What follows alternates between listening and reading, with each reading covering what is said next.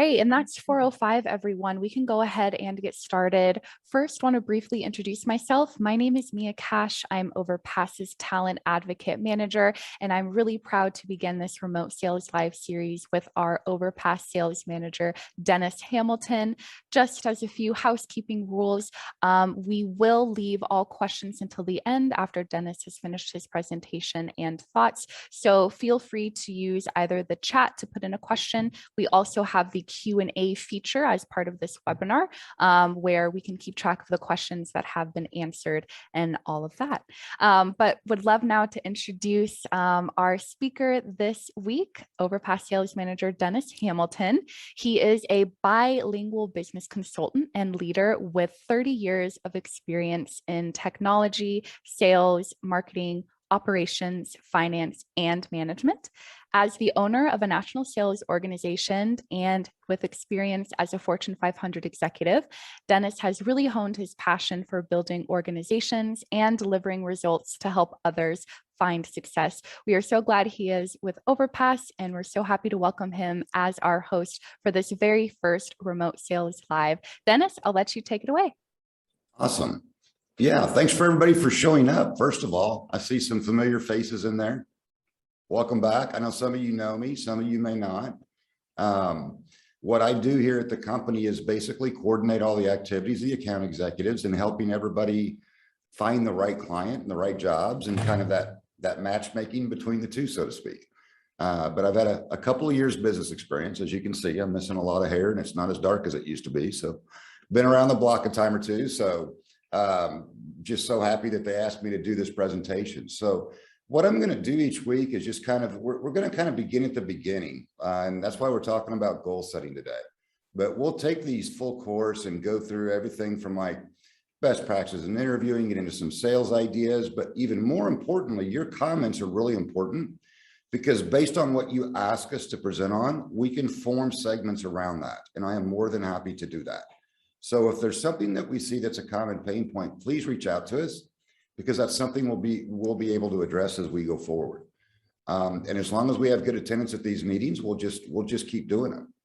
You guys may get tired of me and we have to find somebody smarter or wittier or something like that. But until then, I'll be here each week. So today, what I wanted to really focus in on is goal setting, because I know all of us have started a remote career at some point. I was not always remote. I worked out of conventional offices my whole life. And even though I've worked some remote in other positions, it's not been what I did as a baseline.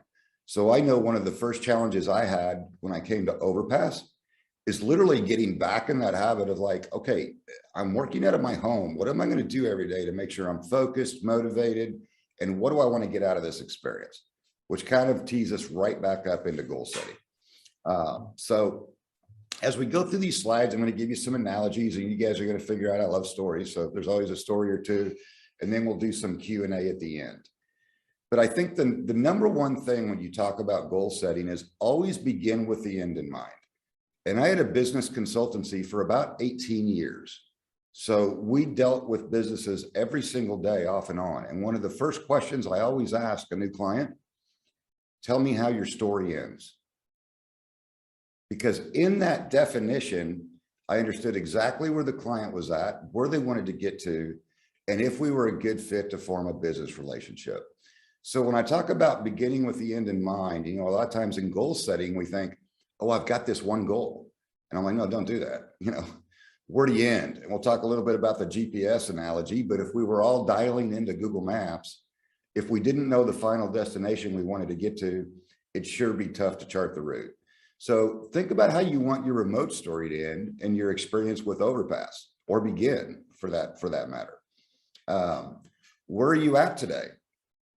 Goal setting requires some pretty brutal honesty, right? Of being realistic. Hey, I'm sitting here and I don't have the best tech equipment. Maybe I don't have the best microphone. And I really wish I had an extra bedroom so I had a dedicated space. As you guys can tell, this is not a digital background. There's no weird stuff. This is, you know, this is where I live, this is my office, but it is a home office, right? I invest a lot into my workspace because a personal goal of mine was to make sure I always had the tool to do the job right. What does your roadmap look to get there? So you type that into Google Maps, you put in your final destination. What's the first thing it does? It gives you 1 or 2 or 3 different routes that you can look at. And then what pieces need to happen in one order? If I'm here today and I want to be over here in, let's say, 2 years, what are the steps I have to take over the next 2 years? So it's taking that dream or big goal and breaking it down into little sections that are manageable, attainable, realistic, et cetera. And we're going to talk about that now. A cute story. I remember my first goal setting experience, and I think it was in 1988. And I was in the Army, but I also sold life insurance at night after work. And like we've all probably had happen sometime in our life, somebody goes, hey, I've got this unique business opportunity. Well, later that night, I end up in an Amway meeting in somebody's living room. And it was the first time in my life anybody had ever talked about how to set a goal. And it was not that robust. It was pull out a slip of paper, put the 5 things on there you want in your life, and put it back in your wallet next to your money so you look at it every day. And I was like, well, okay. It was a good place to start. I think I had one like worthwhile goal at my current age, I think, was I wanted a family, but the others consisted of things like I want a diamond ring for my wife, and I want a 1-ton pickup truck, and I want a Rolex watch, and I want my own business. Not really realistic goals, nor were they time segmented, nor were they specific, nor were they measurable, nor were they were attainable. It took me about 7-8 years. Had I planned it out, I probably could have done it in 3, but I ended up with the 1-ton and the Rolex and the business and everything else. It took longer than it probably needed to.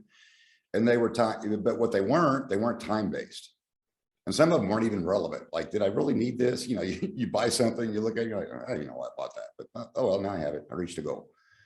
So it's really putting some thought process into it as far as, does it reach this SMART analogy of specific, measurable, attainable, relevant, and time-based? And we're going to go through each one of these individually. And then at the end of the webinar, each week when I come on, I'll always have some sort of thing handout. We'll always have a little bit of extra value for you. Today, we're going to do a PDF doc that you can type right into. That's kind of a goal setting worksheet.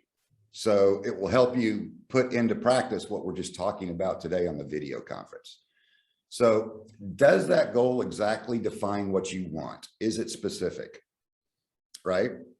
You know, I didn't write on that dream sheet I wanted a 3-carat diamond ring. That's what I ended up buying years later. But I mean, like, it wasn't specific, right? It wasn't refined. So how can we set the GPS for that final, for the exact goal that we want, and make sure that we know where we're going and we're going to get to the final destination? Extremely critical. So when we get to the M of the SMART analogy, it talks about measurable. And this is important even for companies, like when they're designing their marketing message. It should be measurable and attainable as far as our company story, right? How far is the destination away? How can I measure the progress? Same analogy, going back to the GPS. You've got your final destination, you planned out the route. It tells you exactly how long it's going to take to get there. We need to do the same thing with our goals, because if they're not measurable, how do we know that we're getting to the end destination? As we travel through in the car with that Google Maps on, it's showing us our progress along the way. And we need to do the same thing when we're defining our goals. When we look at the A of the acronym, it talks about, are they attainable? So is this something based on where I am today and where I want to get to that is even realistic, right? You know, I talked about my goal sheet that I wanted to own my own business. Well, since then, and I actually counted before this meeting because I couldn't remember, and it took me a hot second, I've owned 32 different business models in my life. Obviously, many of those simultaneously. Was it realistic? It wasn't realistic the day I put those 5 things on a piece of paper. I can promise you that. Much more realistic later in my life than it was then. If you are trying to get from India to Australia, how are you going to get there on a bicycle? You got an ocean in the middle, guys. I mean, you got to make sure that it's an attainable goal, that's realistic, that's something that you think that you have a very good chance to succeed if you do the work. When we go to the R of the acronym, is it relevant? Does it get you where you want to go? I've been in job positions myself in my life where I've looked at it and I'm like, is this particular contract or job or client, is it relevant? Is it going to get me where I want to go at the end of the day? And is that where I wanted to be once I get there? And sometimes that answer is no, and that's okay. But when you think about this up front, you can save yourself a whole lot of time, effort, and maybe even money, just making sure that this goal is relevant to how I want my story to end. And then when we look at the T part of the acronym, it talks about, can you define when you arrive? Do you know when you showed up at your destination? Is it time-based? You know exactly how long it'll take you to get there? And is it worth the investment, time, money, gasoline, whatever it took to get there? Has anybody ever gone on a vacation? Because I know I have. And I thought this was going to be the dream vacation of it, somewhere I always wanted to be. And I would get there, and after about 2 days, I'd be like, how much money did I just spend? Because I don't even like this place, right? So make sure that it's time-based, time segmented. And once you hit that final destination, it's really where you want it to be. I live in Puerto Vallarta, Mexico. If you guys didn't know, most of our team is remote as well. This was one of my personal goals, that when I had made enough money in my businesses in the US, I wanted to retire in Mexico. I was fortunate and I got to do that in 2009. A little bit of luck, whole lot of work, somewhere in between intersects, right? But I'll tell you one other thing I did is some acute goal setting. I knew how many years it was going to take me, exactly what I needed to do, how much money I needed in the bank to get here, and what I would need to retire at a pretty early age. I was 42 years old when I moved here. So very segmented, very defined goals is what got me to that end place. And I consider where I live absolute paradise. I mean, it's just gorgeous. I'm 8 blocks from the beach, 8 blocks from the jungle, mountain range behind me, and 9 months of the year, the weather's absolutely perfect, right? I'm originally from Missouri. None of those things apply. It's small, it's rural. And if that's your end goal, for, by all sakes, move to Missouri. I spent 20 years there and couldn't wait to leave in my adult life. So and then look at the next step. So if you're looking at this, it's like, what roadmap are you going to take to get to this final destination?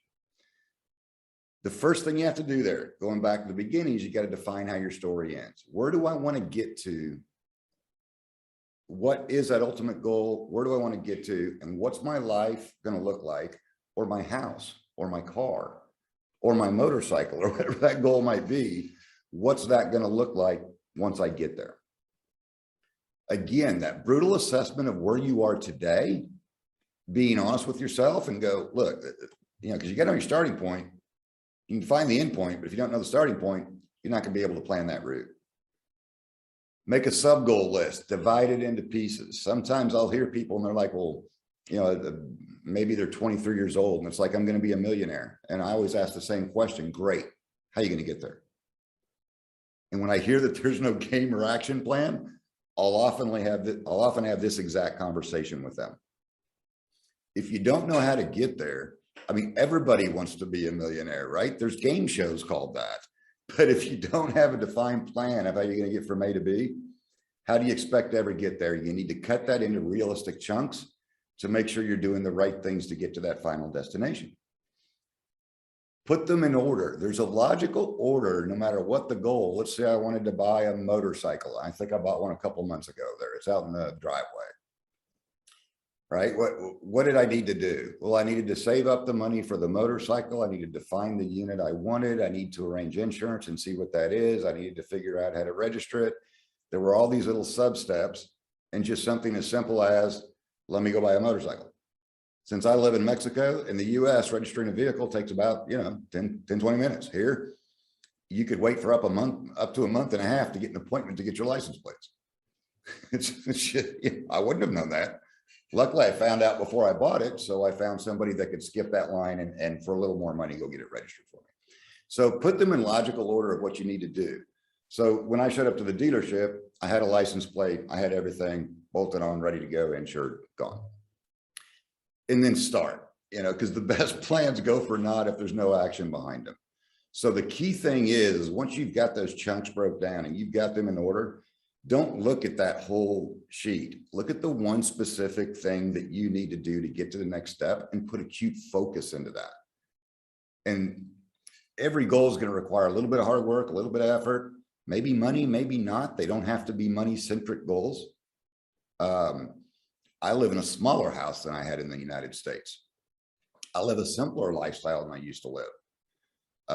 In the United States, I drove a BMW X1. Here I drive a Fiat Mobi. It's like a pregnant roller skate that gets 50 miles to the gallon. But it's what makes sense living in Puerto Vallarta where there's no parking and I'm paying $4 a gallon for gas. So start with the first step, start breaking them out into little bitty chunks and work on that. And we're going to go through this worksheet that I'm going to pass out. I'm just going to show you today of kind of how we're going to go through and organize and do that. But you're going to get, after the meeting, you'll get an email with the actual fillable PDF document. So let's just go through the document, talk about how it works.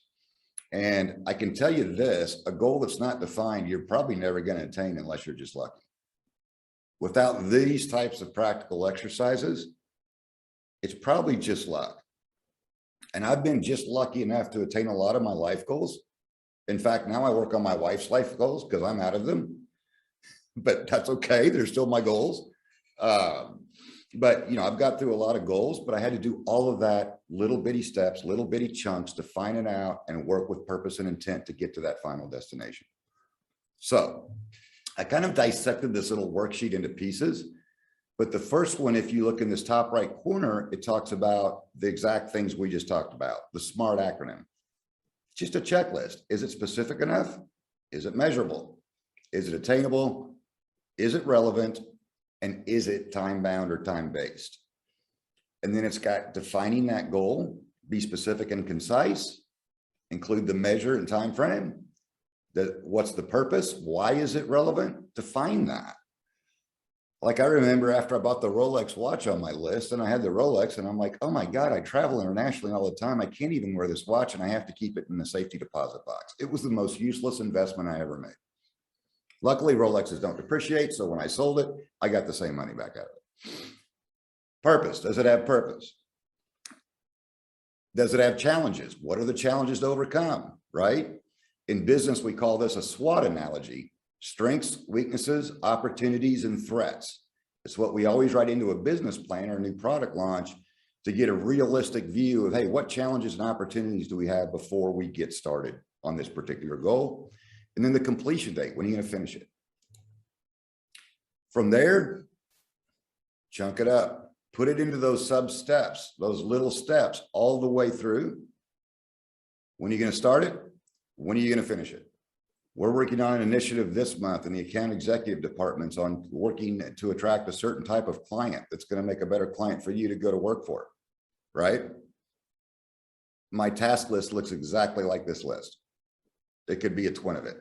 Here's what I need to do. Here's what I need to start. Here's what I need to get it finished by. Break it into key steps and just work one step at a time. The only thing you have to worry about is your next deliverable, the next thing on that list.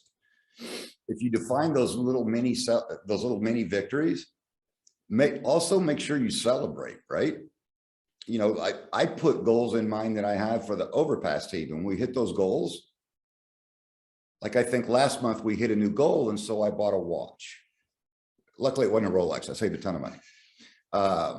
But I bought a watch and I'm like, hey, I always wanted this Swiss Army watch and it's stupid expensive for just a watch, but I guess you can run over it with a tank and it won't fall apart. I'm like, well, that just seems cool to me. And it's titanium and it's like cool. And so I did that. You know, my wife's ambition, we're starting an entire business for my wife, right? That's her goal. I'm like, okay, that's a much loftier goal. I have to put that into multiple steps. So where's your measure points? How will I know on pace, right? What do I need to measure? If I'm trying to be a millionaire and I'm now 38 years old and I've only got $100,000 in the bank, you better have a good plan to load up that other 900 grand, right? You better have a good action plan in order to get to that end goal. Obviously, some of that would be you need to have forced savings every single month or you're never going to get there. If you start at 38 and you only got 100 grand, it better be a bunch. If you start at 25, it's not that heavy of a lift. In other words, like in the United States, if you maxed out your retirement plan every single year working in a job like your 401k, on average, you're going to retire a millionaire. It's pretty cool. You're saving a little bit a month. So when are you going to measure it? What's the measure going to be? Date, measure, date, measure, date, measure. When am I going to look at checkpoints to see if I'm on pace? Do I need to work harder at this goal? Do I need to earn more money? Do I want a new client contract? Do I want to move up in position inside my own industry? Do I have the possibilities with this client to do that? Those are all valid questions we should be asking each other every day. I asked those questions to myself when I started with Overpass, right? I wasn't looking for another career. I was looking that I could speak to clients that were people that used to be me, an entrepreneur for the most part, that I could bring some value to the table and earn some extra money and not go buy a bigger sailboat. That was my goal. Stay out of the marina, because that's a very expensive, stupid habit. I've had it. I've got over it. I'm over it. So today it's Overpass. So that's kind of the outline of what I had for today. And I wanted to do a shorter segment today because we want to make sure we stop this about the half hour. So you guys have plenty of time for questions and answers. The questions are always better if they relate to the topic, but they don't have to be. I mean, I know even in our Facebook page for contractors, you'll see me in there every once in a while. And there's a lot of different questions that come up. This is a great forum to have it because during the day, like me and I don't have a whole lot of outreach time to spend like we will in these meetings. So it doesn't matter how long it takes. Let's just walk through the questions. If it's something I can field, I will. And if it's something that's very Mia specific in the talent acquisition department, we'll turn it right back over to her. So Mia, let's go ahead and open this up for some Q&A. Awesome. Yeah, thank you so much, Dennis. Extremely, extremely helpful. And just so everyone knows, we will be sending all of this information out to you, both the recording of this webinar, as well as those PDFs that Dennis just went through to help you on your own goal setting journey. If anyone does have a question, feel free to ask either in the chat or in the Q&A aspect of this webinar, and Dennis or I will be happy to answer them. So I'll give everyone a few moments to type something in, and then we'll go from there.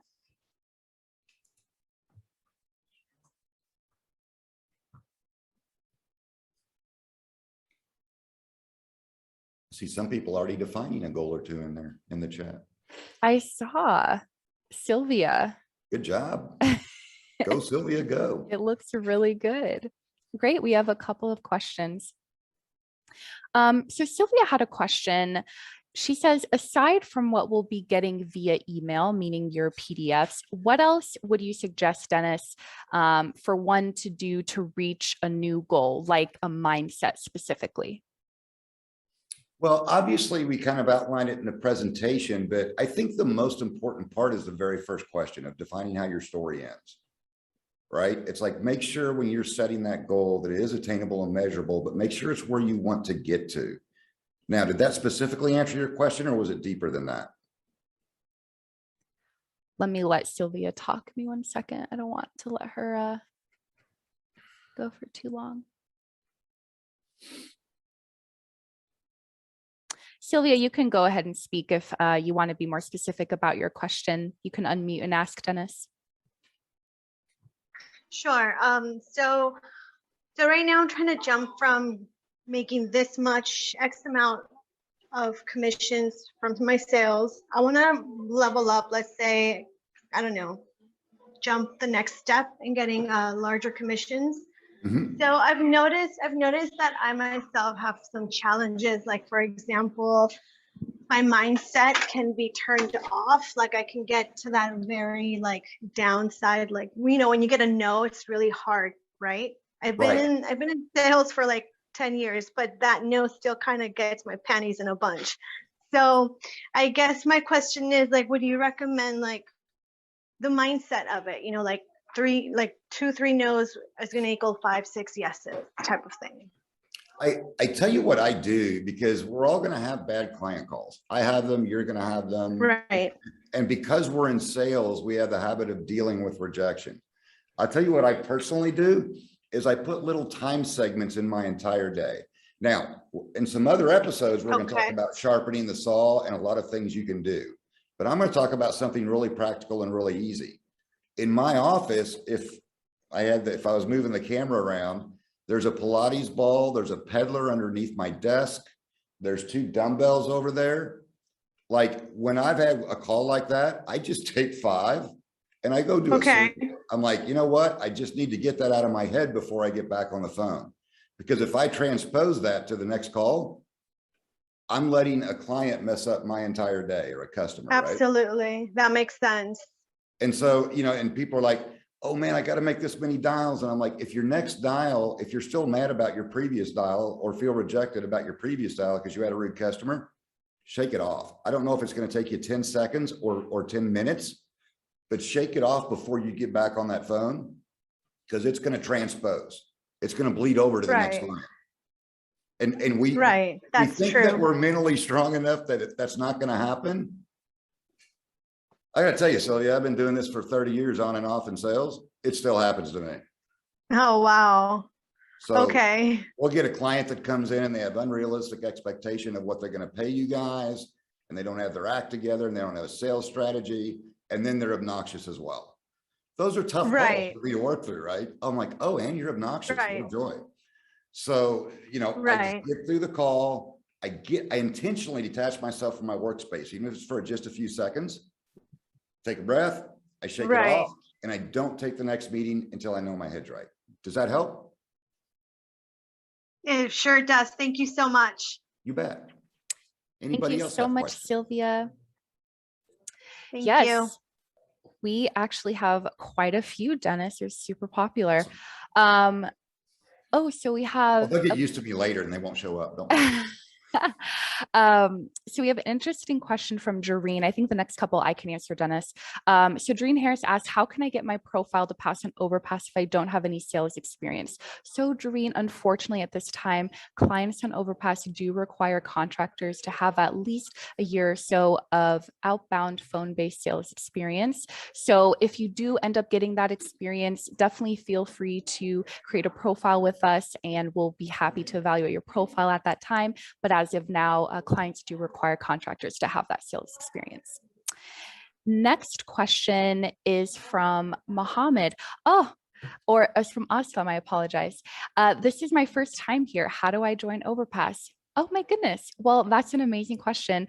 I will definitely put our contractor registration kind of link in the chat. So basically you sign on there, you create a profile with us, you submit the profile, and after a few days, one of our talent advocates will get back to you to review it and make sure that you have the right experience for the platform. So I will do that at the end of the presentation for you, Aslam, so that you'll be able to get started on your profile. Dennis, I think we're back to you with this next one. Juan asks, can you give an example of how you handled people who were against your goals?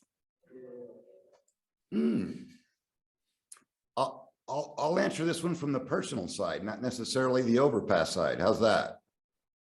I literally will, and I think that some of you guys have maybe seen a video that I did as a promotion for Overpass maybe a year ago, I don't know. But one of the first intros and the first thing out of my mouth is I look at everything I want in my life and eliminate everything that's not that. So that's what I do personally. It's like, oh, if you're killing my joy and you're not part of my dream, sorry, but I'm eliminating you from my future. I will literally just ignore it, walk by it, or systematically drive until I reach that goal. Now, that's a benefit of my personality type. You know, when the shrink would tell you I have a very powerful personality type, but we can all do that.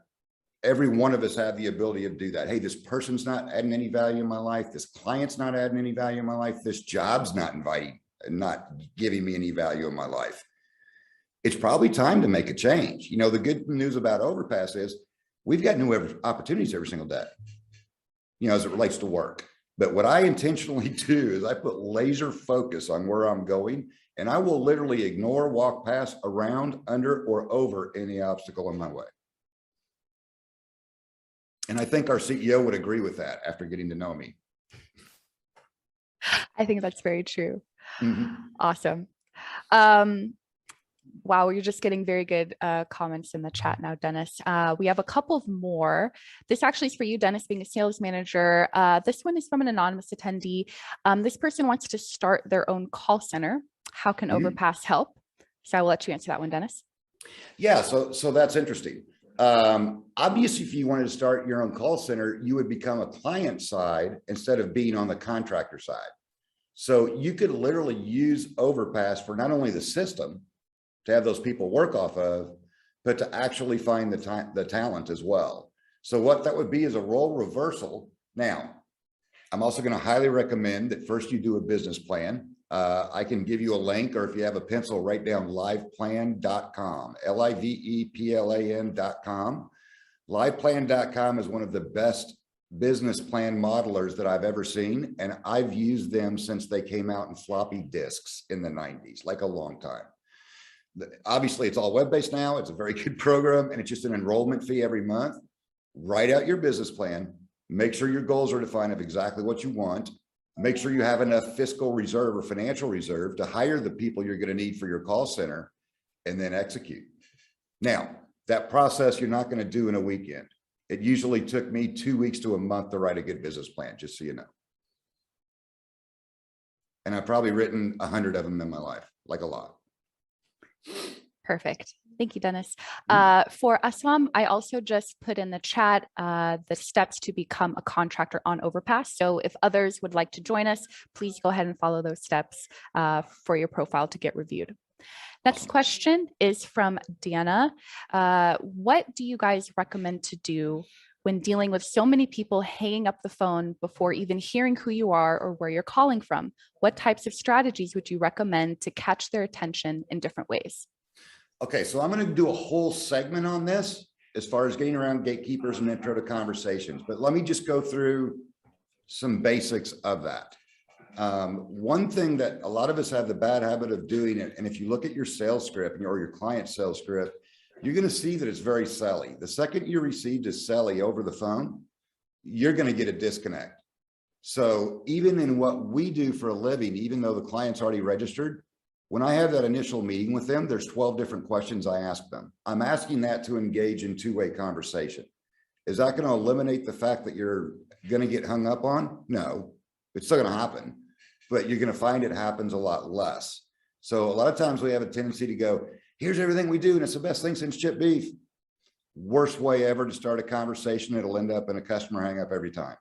So it's like, get into the two-way conversation, ask the right questions, ask meaningful questions that guide you in to giving them the sales proposition or your value proposition of your product or service in pieces naturally in a conversation rather than one big gob. If I gave you our client value proposition, it's 3 paragraphs. I've never read that all at one time in my life, but every presentation I'm on, I'll cut it up into 12 pieces and deliver it. Does that help? I think it does. Thanks, Dennis. Dana said absolutely with multiple exclamation points. I think you did a pretty good job explaining, Dennis. Thank you. Do we have any other questions? I don't see any other open questions on the Q&A or chat. So does anyone have any further questions for either myself or Dennis? Oh, yes. From an anonymous attendee, if you were to set goals in this present climate that we live in, is that 1 to 3 year goal more realistic to set versus like the 5 to 10 year time spans? I'm going to say the latter. I'm going to say, look at that 5 to 10 year goal. One thing about it, when you get as old as I am, you know that markets are cyclic. Something like COVID is always going to happen. In 2002, 2008, 2009, it was an economic recession. In 1999, it was the middle of the dot bomb where every .com entity blew up. I actually started a software company in 1999, web-based. By the way, I ended up in 43 states and sold it out to a Fortune 500 company. So I'm like, no, I would definitely recommend that you look at that 5 or 10 year plan, break it into chunks with this caveat. Because of a market condition or a world condition, you may not get one of those done in time. Don't beat yourself up over it if it's an external factor that affected it. Just get through that step, go to the next step, and keep plugging away. That answer is super easy for me. Thanks, Dennis. Next question from Isabel Moya. She asks, do you use a specific voice pitch when you contact a client? Interesting one. Well, if you noticed, I am not a big man, but somehow I was blessed with this bass voice. So it seems to present well, whether I want it to or not. But I think you're asking like a certain voice inflection. And we can do a whole segment on that. That's actually an amazing question. And it's called neuro-linguistical programming. And we could literally do a whole 30-minute segment on that. And I could talk to you about anything from posture to smile while you talk to, if you happen to be on video, pulling customer signs back. What does this mean? What does this mean? What does this mean, etc. What does this mean? What does this mean as a rule? In fact, I think that'd be a great segment to break out that I didn't have on the list. So let's do a segment on neuro-linguistic programming, and I could give you all kind of tips on that. Thanks, Dennis. I've made a note of that as well. Thank you, Isabel. Next question is from Melvin. And I think, Melvin, I'm going to have you ask this question live because I think it may be easier to explain. He asked, do you have cold email projects? So Melvin, I'm going to let you speak. And can you ask Dennis, maybe give him a bit more detail on the question? You're on mute, Melvin. Oh, you're on mute. There we go. Okay, hello. I'm asking if you have like cold email projects with outreach or Salesforce, sending emails to the prospects. It's like instead of a voice project, it will be a written project. You're talking about warm lead funnels. We don't have a lot of those positions that come available, but every once in a while we'll have a marketing specific position that comes available inside of a client that already has several salespeople in their team. Now, Melvin, saying that, we have an extremely defined way of doing that when we outreach with clients. We have a sales sequence and a cadence for every single customer, and even vary the marketing message by 4 different market segments of how clients join up with Overpass. So if you're asking me if that's a great idea, absolutely. If you're asking me, do we have a lot of positions inside Overpass with our clients that ask for that? We don't have a lot, but they do come available. I would make sure that you mention in your profile that you're an expert at that, or that that's a skill set that you would like to work in. And I'll tell you why. When we're searching for contractors to put with a client, we look at 3 core things. What your published rate is, needs to be competitive. Do you have relative industry experience and what that client's looking for, right? And are you tagged as ready to work or looking for opportunities? Those 3 things we 100% of the time look for, no matter who, when we're trying to match contractors up with clients. Make sure that's listed in your profile, because once we find a batch, we go through and read your profile one at a time. And if I read that in your profile and I have a client that wants it, you are going to be on an interview. Doesn't guarantee you're going to get hired, but you're going to be on the interview. I'm like, oh, here's someone that has that unique skill set. Let me get him in this interview. Okay, thank you very much. You're welcome. Thanks, Melvin. Next question is from Archant, kind of similar with this theme of communicating over the phone. Yes. How do you handle rude or irate gatekeepers? So again, I do have a whole segment on getting around gatekeepers, but just some cute tricks, not tricks. There's the first thing. Don't get tricky. Be professional, be candid, but have a value-based reason of why you need to engage with that person's beyond that gatekeeper. And many times even making friends with the gatekeeper will get you past them. And I'm not talking about you're going to go have cocktails together, obviously, right? I'm talking about they receive you as being very friendly, very pleasant. And I say a lot of things like, hey, I don't want to take anybody's time. Would you just pass me over his email address and let me send him some information first? Oh, and by the way, what's his extension number? They may not give me the extension number, but I'm still going to ask, right? I'm still going to ask for it. So a lot of it is managing the relationship with that gatekeeper. And some of them are just rude, and they're going to be rude to the next 20 people that call them. And it's literally just, you have to be the calming voice of that. You can't flinch.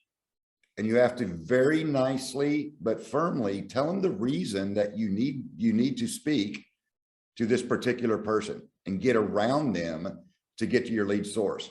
Many times I'll do that by just getting an email address to start. I'll send them a little bit of messaging in an email, but not telling you what Overpass does. to build curiosity. And that will engage with a client meeting. Now I've got their contact info. Now we're moving down the trail. And we'll have a whole episode on this because I know it's a very common thing that you guys run into. And when I say guys, I mean girls too. I'm sorry. I'm from the Ozarks. So that's like asexual name there.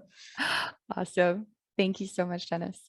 Next question, I think we both can answer is from Anonymous. Does Overpass help you get a position in SaaS and account management or inbound sales, or is it specifically outbound? So Dennis, maybe you want to answer from the client side and I can answer from the contractor side. Yeah, I'll tell you the percentage wise, probably about 80 to 85% of our clients are looking for outbound, but we do have that other 15, 20% that does have inbound opportunities. And we have several clients on the books where it's 100% inbound. When you relate to SaaS, we have a lot of SaaS clients. We will keep having a lot of SaaS clients. We will always have SaaS clients. It's one of the things that is like our superpower is the SaaS industry, software as a service, in case anybody didn't know what that was. Excuse me. Awesome. Thank you. From the contractor side, really heighten your chances of getting noticed for something like this by being very specific in your responsibilities, as well as any relevant sales metrics that you had. So did you have a sales quota? How many sales were you making per day? Things like that. Just be as detailed as possible, because that's what clients and our sales team will be looking at when pushing you to those clients who are largely inbound sales. Thanks for the question. Next question from Edwin. How recently does someone have to be in the outbound or telemarketing arena to be able to work for Overpass? If I do face-to-face sales and I want to get back to phone selling, can I do that with you guys? So that's an absolutely, like, and I don't know if Mia should answer that or me, but what we're looking at is relative previous experience. To give you an idea, when I came to work for Overpass, I hadn't had a normal job since 1997. Now, I spent 250 days a year on an airplane in 6 different countries selling stuff. But even if you look at when I boarded on, it took me probably a month to sharpen the saw to get refine my skill set of working remotely. Right. And I know one of the first things I did is every single call I can possibly take on a Google Meet, I do. It's rare that I use my phone just because it gives me one more strategic edge if I can get that client on video. Now, many of your contracts, that's not a possibility. And I understand that. And the other thing is just sharpen that saw. But I think you'll find that me and her team have an acute superpower sense of knowing if you've got the relative experience. And we're not necessarily looking at, oh, he hadn't worked for 4 years? No way. Absolutely. Tell me about that experience. Would that be a correct answer, me, on your side as well? Yeah, generally, I will say if you're within the time horizon, if it's before like 10 years, we have to look at it a bit more closely because clients are going to be like, well, what were they doing in sales for the past 10 years? So I would say if there's anything you can put on your profile to just demonstrate either your continued experience or your continued work in the field, that's very helpful. Because from a time perspective, if we see that the last one was in like 2007 or in the 90s, it's like, there's been a lot that's changed since then. You know, how are you keeping up to pace with, you know, what clients' needs are? So for a hard number, I'd say 5 to 7 years, 10 on the profile that we're looking at. But just like Dennis said, we do have a lot of contractors who have, you know, worked for a long time, but haven't had a real job in a long time, but have the necessary skill set to, you know, have them be successful with clients. So as we've been saying, just be as detailed as possible on the profile, provide as much information as possible, and wait to hear from us. Thanks, Edwin. Next one from Dexter. How do you handle a not interested objection? How do you respond? Okay, so not interested. Well, the first thing I'm always going to do is respond with a question. That's the very first thing I'm going to say. Right. And then the other thing is there's some key steps there. We're going to have a whole breakout meeting on this, but is it a question? Is it a comment? Or is it a hard objection? Usually when you hear not interested, it means one of two things. They're either trying to brush you off to get off the phone, or you haven't done a good job of establishing two-way conversation, building interest and curiosity in that customer, and you went and gave them the value proposition too soon. In other words, you came across as too selly. Their immediate gut reaction is not interested, right? Like I have many clients that go, I don't have the budget.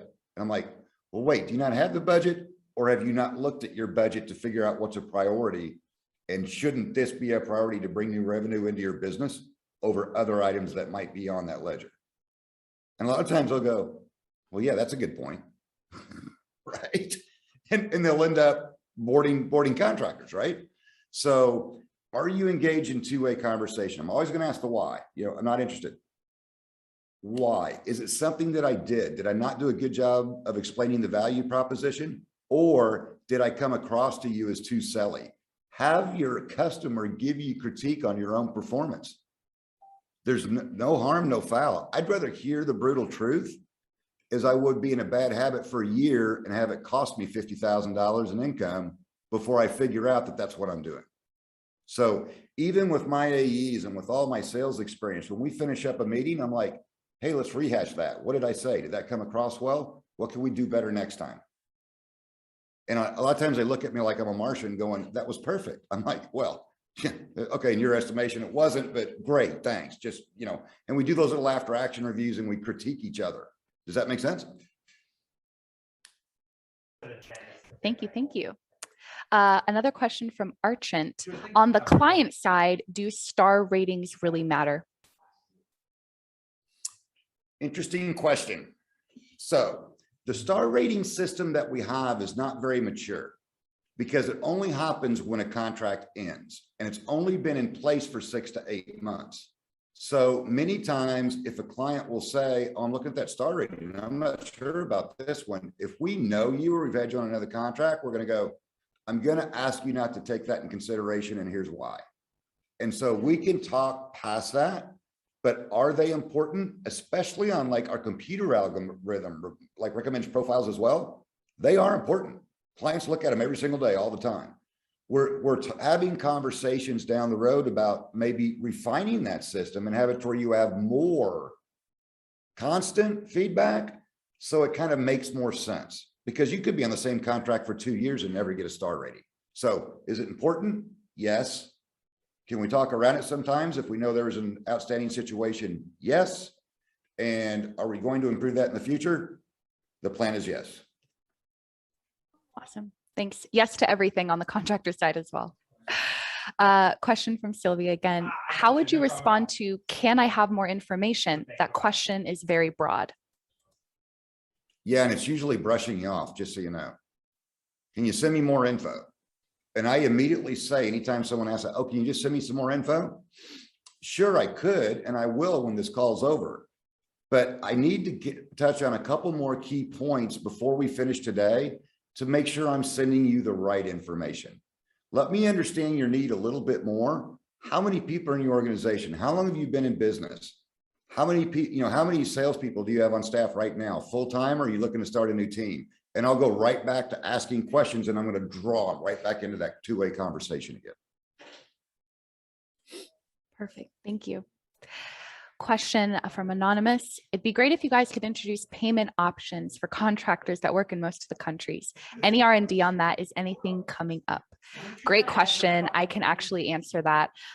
So we have heard this from contractors for a while now. We have recently expanded our billing team, and they are actively looking into alternative payment methods. So rest assured, you all will be the first to know, and it is actually happening. The person sitting behind me is working on that as we speak.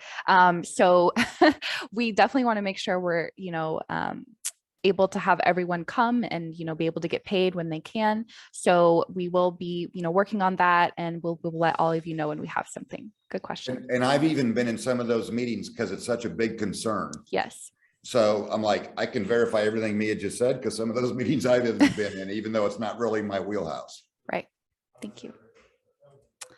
Okay, I'm being cognizant of time. I think we have time for maybe a couple more questions before we wrap up. So if anyone has any last questions, this is your chance.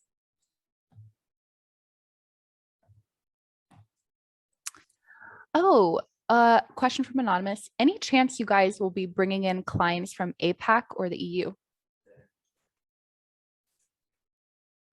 No, here's why. Not today. There's no plans to do that today. 100% of our focus on clients is in US and Canadian companies, to the point that we built our own dialer on the Overpass platform. it's not even capable of calling outside the US and Canada. That is our only market segment that we're focused on. Now, as a subsegment of that question, we do have international clients on the platform, international companies, but they're all doing business in the US or Canada. I do not see that changing anytime in the near future. And I'm just telling you where we're at. Does that mean we wouldn't have a company out of that country?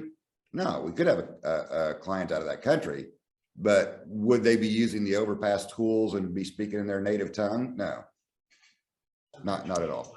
Yes. Thank you. I assumed as much, but Dennis, you put it more eloquently than I would. Awesome.